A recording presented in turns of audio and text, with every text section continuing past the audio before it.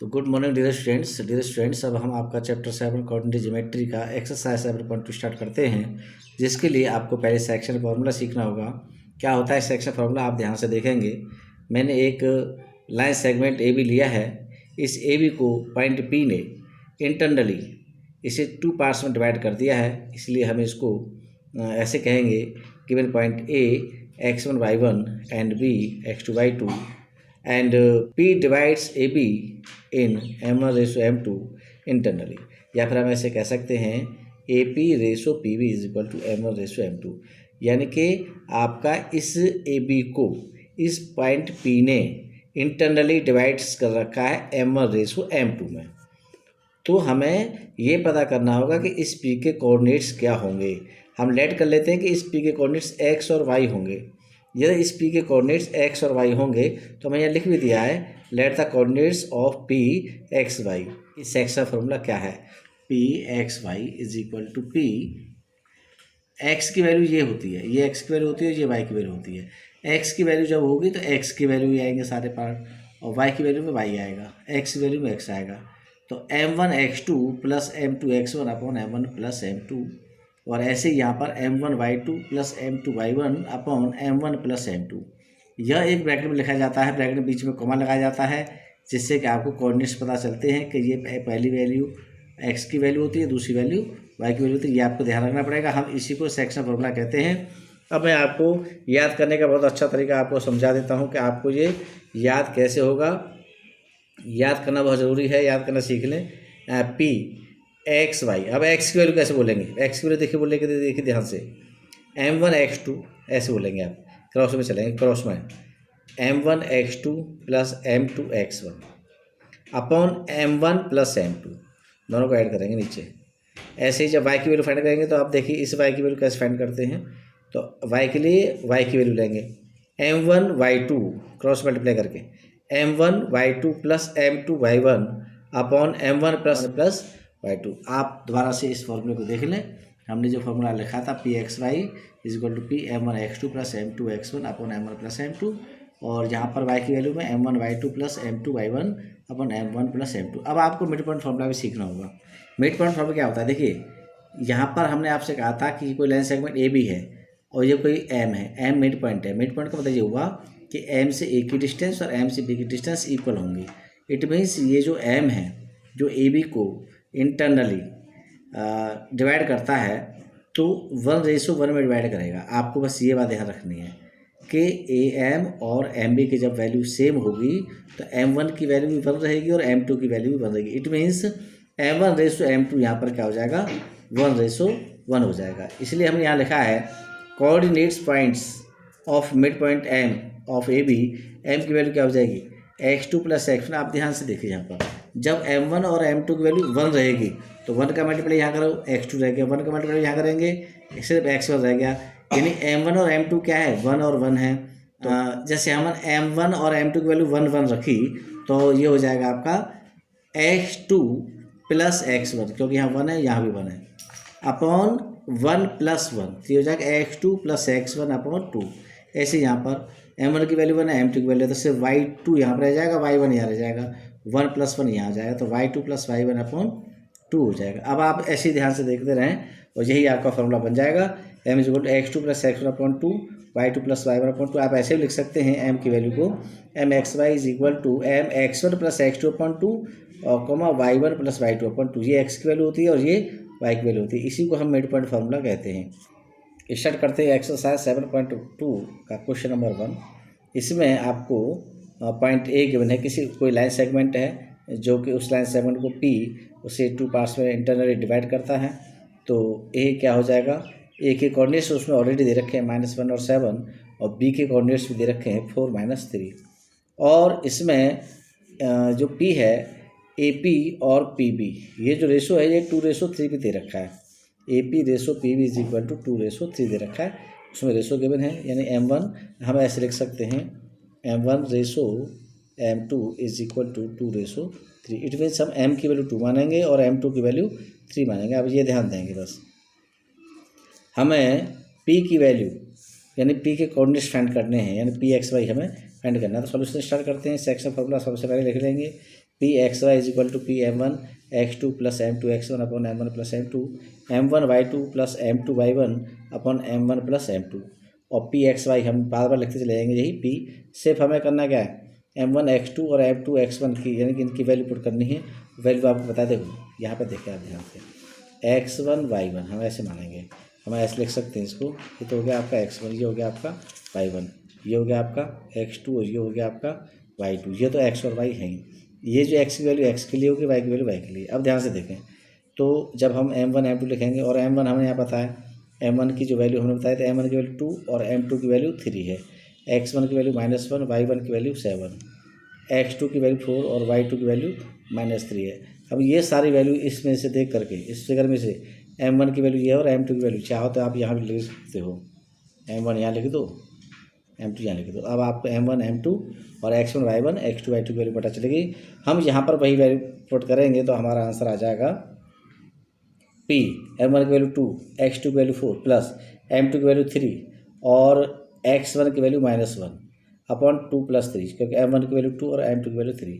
अब हम यहाँ देखो, एम वन की वैल्यू क्या लिखेंगे, एम वन की वैल्यू 2 है और वाई टू की वैल्यू -3 है, मल्टीप्लाई -3 लिख दिया, प्लस ये प्लस हो गया, एम टू की वैल्यू 3 मल्टीप्लाई, यहाँ बीच मल्टीप्लाई का साइन होता है, मल्टीप्लाई वाई वन की वैल्यू 7 लिख दिया अपॉन 2 + 3 हो जाएगा, 4 2 जा 8 हो जाएगा, 3 1 जा 3 माइनस का 3 होगा, ये प्लस और माइनस माइनस हो जाएगा, अपॉन 5 रहेगा ही रहेगा, 2 + 3 5 होता है। और अब यहाँ देखें आप, जैसे कि ये 2 मल्टीप्लाई -3 है तो 2 3 जा 6 -6 हो जाएगा, प्लस 7 3 जा 21 होता है अपॉन 5।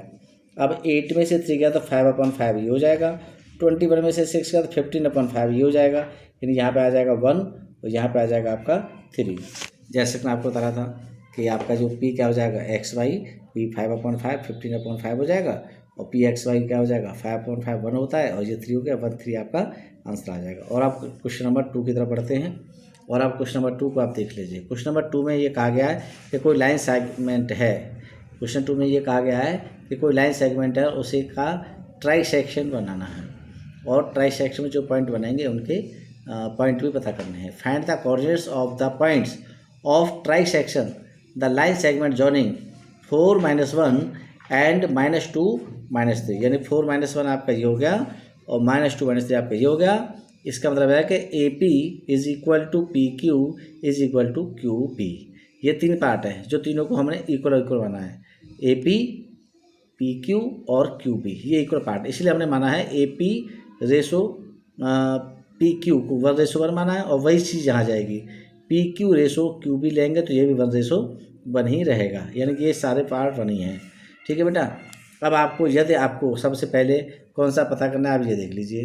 अगर आपको पी पता करना है तो यहाँ से देखो, पी से ए तक क्या होगा 1 होगा, और पी से बी तक क्या होगा 2 हो जाएगा, क्योंकि 1 और 1 क्या होता है 2 होता है, इसलिए 1:2 हो जाएगा 4p। इसीलिए हमें यहाँ लिख दिया है A P ratio P B is equal to 1:2, और या फिर ऐसे कह लीजिए 4p m1 की वैल्यू 1 है और m2 की वैल्यू 2 होगी, और ए क्यू रेशो क्यू बी में आप देखें ध्यान से 2:1 हो जाएगा। क्यों हो जाएगा, क्योंकि ए से क्यू तक 2 वैल्यू हो जाएगी, 1 + 1 2 हो जाएगी, और क्यू से बी तक 1 रहेगा, इसलिए 2 और 1 2:1 हो जाएगा। इसलिए अब आपको m1 m2 पता चल गए पी के लिए, और क्यू के लिए भी आपको m1 m2 पता चल चुके हैं। मैं यहाँ पर m2 लिख देता हूँ, गलती से m1 लिख गया था, तो अब हम क्या लिखेंगे 4q m1 की वैल्यू 2 हो जाएगी और m2 की वैल्यू 1 हो जाएगी। अब आप देखिए, अब हम क्या करेंगे, कोऑर्डिनेट्स ऑफ ए हमें गिवन है 4 -1, इसलिए ये तो x1 हो जाएगा, ये y1 हो जाएगा। कोऑर्डिनेट्स ऑफ बी -2 -3 गिवन है तो x2 ये हो जाएगा और y2 ये हो जाएगा। अब हम क्या करेंगे, कोऑर्डिनेट्स ऑफ पी पता करेंगे। पी पता करने के लिए हमें सेक्शन फार्मूला पता होना चाहिए, हमने सेक्शन फार्मूला लिख दिया, आपको पता है आप भी लिख दीजिए। अब हम ऊपर सब कुछ लिखा हुआ है, आपको m1 पता है, m2 पता है, x1 पता है, x2 पता है, y1 पता है, y2 पता है, सारी वैल्यू आप यहाँ पे रखेंगे। m1 की वैल्यू 1 है, मल्टीप्लाई कर, यहाँ कुछ नहीं साइन तो मल्टीप्लाई मानते हैं, m1 × x2 करेंगे इसको, तो m1 × -2, x2 की वैल्यू -2 है, प्लस ये प्लस लगा दिया, m2 की वैल्यू 2 है और x1 की वैल्यू क्या है 4 है, तो मल्टीप्लाई 4 लिख दिया, 1 × -2 + 2 × 4। अब ऐसे ही अब नीचे हो जाएगा 1 + 2, या 1 है या 2 है। अब यहाँ पे ध्यान से देखिए, m1 y2 + m2 y1 में देखिए ध्यान से, m1 की वैल्यू 1 है, मल्टीप्लाई y2 की वैल्यू -3 है, प्लस कीजिए प्लस रहेगा, m2 की वैल्यू 2 है और y1 की वैल्यू -1 है, तो 2 × -1। अब इसको सॉल्व करेंगे, 1 मल्टीप्लाई -2 में क्या हो जाएगा, -2 हो जाएगा, प्लस 2 मल्टीप्लाई 4 में 8 हो जाएगा अपॉन 3, कॉमा -3 और -2 अपॉन 3, ये हो जाएगा 8 में से 2 गया 6 अपॉन 3 और ये -5 अपॉन 3। और अब आप ध्यान से देखिए 3 से 6 2 टाइम्स कट जाएगा और ये हो जाएगा -5 अपॉन 3, यानी पी की जो वैल्यू हो गई 2 -5 अपॉन 3 हो जाएगी। उसी तरह से अब हम क्यू की वैल्यू पता करना चाहेंगे। क्यू के लिए भी सेक्शन फार्मूला तो सेम रहेगा। अब m1 की वैल्यू क्या है, x2 की वैल्यू क्या है, अब वैल्यू पुट करेंगे क्यू के लिए, तो 2 multiply -2 plus 1 multiply 4 upon 2 plus 1 हो जाएगा, और 2 multiply -3 plus 1 multiply -1 upon 2 plus 1 हो जाएगा। तो ये हो जाएगा क्यू की वैल्यू हो जाएगी -4 प्लस 4 अपॉन 3 -6 -1 अपॉन 3, ये हो जाएगा 0 अपॉन 3, हो जाएगा -7 अपॉन 3, 0 -7। अब हम स्टार्ट करते हैं क्वेश्चन नंबर 4। अब क्वेश्चन नंबर 4 में देखिए, क्वेश्चन नंबर 4 में ये लिखा गया है, find the ratio in which the line segment joining the points -3 10 and 6 -8 is divided by -1 6। तो इस तरह से कहा गया है, यानी कोई ए बी लाइन सेगमेंट है, ए के कोऑर्डिनेट्स दे रखे हैं -3 10 और बी के कोऑर्डिनेट्स दे रखे हैं 6 -8, तो इसे किस रेशो में डिवाइड किया जाएगा, ये देखिए डिवाइड करने वाला पॉइंट -1 और 6 है। तो देखिए x, ये एक्स वाई मानते हैं हम, ये तो x की वैल्यू हो गई, ये y की वैल्यू हो गई, x1 -3 है, y1 की वैल्यू आपकी 10 हो गई, x2 की वैल्यू 6 है, y2 की वैल्यू -8 है, ये हमने पहले ही यहाँ लिख दिया है। और m1:m2 हमें पता करना है, तो सबसे पहले हमें पता करना होगा कि x और y के लिए फार्मूला क्या होता है, तो उसे सेक्शन फार्मूला बोलते हैं। m1:m2 मैंने यहाँ लिख दिया है, फाइंड करना है, और सेक्शन फार्मूला आपके पास ये है, Pxy = P m1x2 + m2x1 / m1 + m2 और m1y2 + m2y1 / m1 + m2। तो इसलिए हम यहाँ लिखेंगे, देखिए ये पहला x है और ये भी पहला x है, तो ये वैल्यू मानी जाएगी x की, इसलिए हम लिखेंगे कि m1x2 + m2x1 / m1 + m2 = x, और इसे लिखेंगे m1y2 + m2y1 / m1 + m2 = y। तो हमने वही वर्क हमने यहाँ कर दिया है, जो मैंने कहा वही मैंने यहाँ लिख दिया है, मानो कि इसको x लिख दिया, इसको मैंने y लिख दिया। अब हमें x और y की वैल्यू पता है तो वैल्यू पुट कर देंगे, और m1x2 और m2x1 की वैल्यू पुट कर देंगे, तो m1 × 6 + m2 × -3 / m1 + m2 = -1 हो जाएगा। तो इसे सॉल्व करेंगे, इसी तरह हम यहाँ पे वैल्यू पुट करते चले जाएंगे, और ये क्रॉस मल्टीप्लाई करेंगे तो क्या हो जाएगा 6m1, तो ये हो गया मल्टीप्लाई -3m2 हो जाएगा, = -1 का ये क्रॉस मल्टीप्लाई करेंगे, देखो ध्यान से ऐसे मल्टीप्लाई करेंगे क्रॉस मल्टीप्लाई में, तो -1 का मल्टीप्लाई जब यहाँ करेंगे तो -m1 और -m2 हो जाएगा, -m1 -m2। अब आप ध्यान से देखें 6m1 + m1 -m1 जब लेफ्ट साइड में लाएंगे तो प्लस का हो जाएगा, और -3m2 जब राइट साइड में ले जाएंगे तो +3m2 हो जाएगा, तो 3m2 - m2, ये हो जाएगा आपका 7m1 = 2m2 हो जाएगा। और इसी तरह से हम यहाँ भी करेंगे, ऐसे सॉल्व कर जाइए, क्रॉस मल्टीप्लाई करेंगे तो ये हो जाएगा आपका -8m1 + 10m2 = 6m1 + 6m2, और ये हो जाएगा ट्रांसफर कर लीजिए, m1 एक तरफ m2 एक तरफ कर लीजिए, तो ये हो जाएगा -14m1 = 4m2, ये हो जाएगा। अब इसे सॉल्व करते हैं, 7m1 = 2m2 हो जाएगा, पहले इसी के पार्ट सॉल्व कर लेते हैं x वाले पार्ट को, तो ये हो जाएगा m2 नीचे ले आओ, 7m1 / m2 हो जाएगा, = 2 रहेगा। अब 7 को नीचे ले जाओ क्रॉस मल्टीप्लाई में, m1 / m2 = 2/7 हो जाएगा, m1 और m2 2/7 हो जाएगा। और वैसे ही हम यहाँ करेंगे तो देखिए यहाँ माइनस था, यहाँ माइनस था, माइनस कट गया, 14m1 / m2 = 4 हो जाएगा, और 4/14 हो जाएगा कट के। तो देखिए हम x की वैल्यू से निकालते तब भी 2/7 आता है, y से निकालते तब भी 2/7 आता है, इस तरह हम कह सकते हैं m1:m2 आपका 2:7 हो जाएगा। और अब आप इसी तरह क्वेश्चन नंबर 5 को भी देख लीजिए। क्वेश्चन नंबर 5 में कहा गया था, find the ratio in which the line segment joining A 1 - 5 and B -4 5 is divided by x axis, also find the coordinates of the point of division। यानी कि हमें ये x की वैल्यू भी फाइंड करनी होगी, और ये आप ऐसे मान सकते हो कि AB आपका कोई x एक्सिस है और इस एक्सिस पर कोई पॉइंट P है, और जो इसको इंटरनली डिवाइड करता है, इस P पर हमें x की वैल्यू फाइंड करनी है, और ये रेशो भी हमें फाइंड करना होगा m1:m2 आपका क्या है। तो we have at x axis, हम पहले से पता है कि x एक्सिस पर y की वैल्यू हमेशा 0 होती है, इसलिए x एक्सिस पर जो कोऑर्डिनेट P है उसके कोऑर्डिनेट्स, उसके जो x एक्सिस पर जो पॉइंट P है उसके कोऑर्डिनेट्स क्या होंगे, वो x और 0 होंगे। आपको समझ में आ गया होगा। इसलिए हम सेक्शन फार्मूला यूज़ करेंगे P X Y is equal to M1 x2 plus M2 x1 upon M1 plus M2 और M1 y2 plus M2 y1 upon M1 plus M2। y की वैल्यू 0 होने की वजह से हम सबसे पहले यही लेंगे। तो हम ये वाला पार्ट तो हमें x की, ये वाले पार्ट y की हुआ, तो इसे 0 के इक्वल मान लेंगे हम, y इज इक्वल टू 0। तो इस वैल्यू को हम 0 के इक्वल मान लेंगे, क्रॉस मल्टीप्लाई कर देंगे तो क्या हो जाएगा M1 y2 plus M2 y1, और ये क्रॉस मल्टीप्लाई कर देंगे तो ये हो जाएगा आपका 0।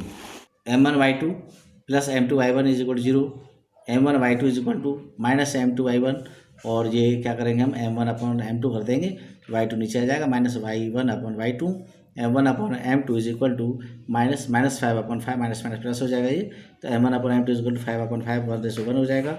तो M1:M2 इज इक्वल टू आपका 1:1 हो जाएगा। इस तरह से अब आप x की वैल्यू भी फाइंड कर सकते हो। जब M1 M2 पता चल गया तो x की वैल्यू आपको पता है M1 x2 plus M2 x1 upon M1 plus M2 होती है। तो आप क्या करेंगे, M1 पता है, x2 पता है, F2 पता है, x1 पता है, तो M1 और M2 और x1 x2 को पुट कर देंगे, ये हो जाएगा 1 multiply -4 plus 1 multiply 1 upon 1 plus 1, x is equal to -4 plus 1 upon 2 is equal to -3 upon 2। तो अकॉर्डिंग ऑफ p क्या हो जाएंगे -3/2 एंड 0।